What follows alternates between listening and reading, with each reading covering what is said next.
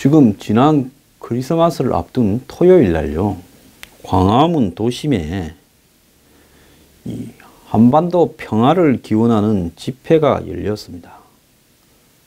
이 제목이 새로운 100년을 여는 통일의 병이라는 제목인데요. 오후 2시에 광화문 광장에서 평화재단, 법륜 스님이 주도하는 평화재단의 회원 5,000명이 참가해서 2017 한반도 평화대회를 열고 전쟁 반대 목소리를 높였는데, 이 사람들이 한 이야기가 평화협정 체결입니다. 북미요. 크리스마스를 앞두고요, 도심에 이런 대대적인 행사가 열렸는데 상당히 크게 했어요. 광화문 앞에서. 언론들은 제대로 보도를 하지 않고 이렇게 썩 덮었습니다. 그날 보면 법륜, 그리고 김제동, 김홍신, 가수 앙치환 등이 참석을 했습니다. 그런데 이들이 말하는 평화는 그야말로 북한이 원하는 평화를 그대로 이야기를 하는 것이죠. 자, 오랫동안 준비를 한 걸로 보이고요. 그리고 이 행사에 특히 대중성이 있는 연예인들까지 참석을 했습니다. 어떤 기사는 15,000명이 왔다, 그렇게 이야기를 하고, 한반도 평화를 꿈꾸는 사람이 이렇게 많아서 감동적이었다, 춤추고 노래하고 즐거웠다고 참석자들은 이야기를 하고, 광화문에서 끝나고 안국역 방향으로 행진도 했다고 합니다. 그러면서 자신들이 이 평화를 얼마나 원하고 전쟁을 반대하고 이런 부분들을 알렸다라고 이야기를 하면서 전쟁이 나면 생지옥이라고 이야기를 합니다. 자, 여기서 법륜이라는 사람이 누구냐? 이 행사를 주도한 사람. 한때 안철수의 멘토로 알려졌죠. 2011년에 유명해졌습니다. 안철수, 김제동이 뭡니까? 청춘 콘서트입니까? 그걸 한다고 전국으로 돌아다닐 때 배경에 법륜이 있었다. 그리고 법륜은 MB 정권 때 청와대에서 청와대 직원들을 상대로 임태희 비서실장일 때 강연도 했습니다. 법륜은 당시 이명박 전 대통령 측하고도 아주 가까웠고요. 조계종 소속은 아닌 것 같은데 자기 사찰과 여러 가지 재단을 만들어서 특히 북한과의 일을 DJ 정권 때부터 쭉 해왔습니다. 그전에도 했다라는 이야기도 있습니다. 그 사람의 전력에 대해서는 전설과 같은 이야기들이 하도 많이 돌아다닙니다. 그러면서 DJ 노무현 정권 때는 북한과 관계되는 여러 가지 일들을 많이 하고, 특히 미국과 유럽을 돌아다니면서 강연들도 굉장히 많이 했습니다.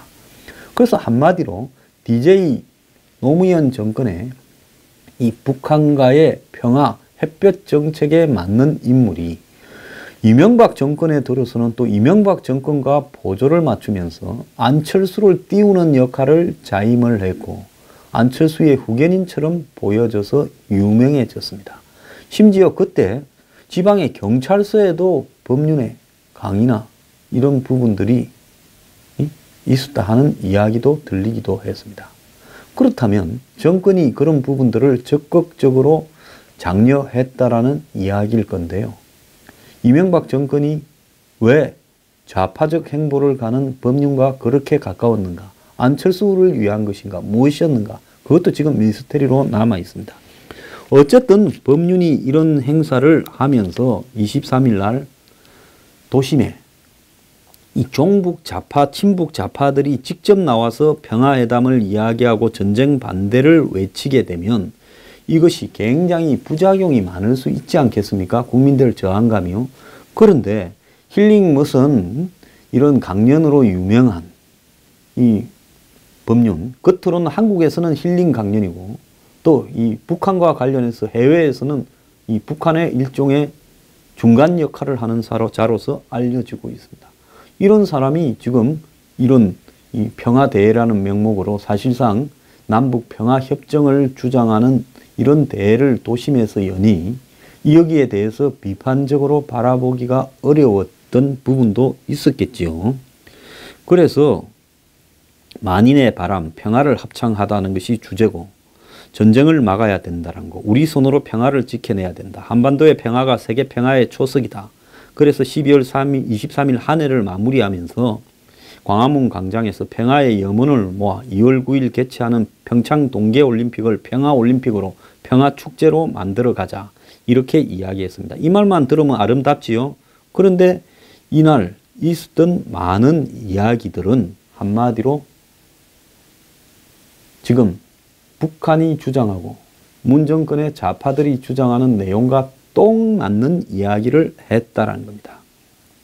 이날 행사에서 만인 평화선언에서 북한은 핵실험으로 한반도와 세계 평화를 위협하고 있고 미국은 선제 공격을 불사하겠다며 최신 무기를 동원하고 있다. 우리는 전쟁 위험을 높이는 어떠한 군사적 행동도 반대한다.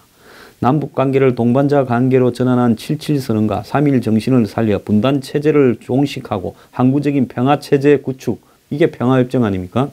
통일 코리아의 꿈을 실현시켜 나가자. 전쟁 연습 중단하라. 즉 한미 군사훈련 하지 말라는 이야기죠. 평화협상 시작하라. 딱 나오잖아요. 평화협정 주장인 거죠. 전쟁 없는 세계 평화 한반도가 시작이다. 이렇게 외쳤다고 합니다.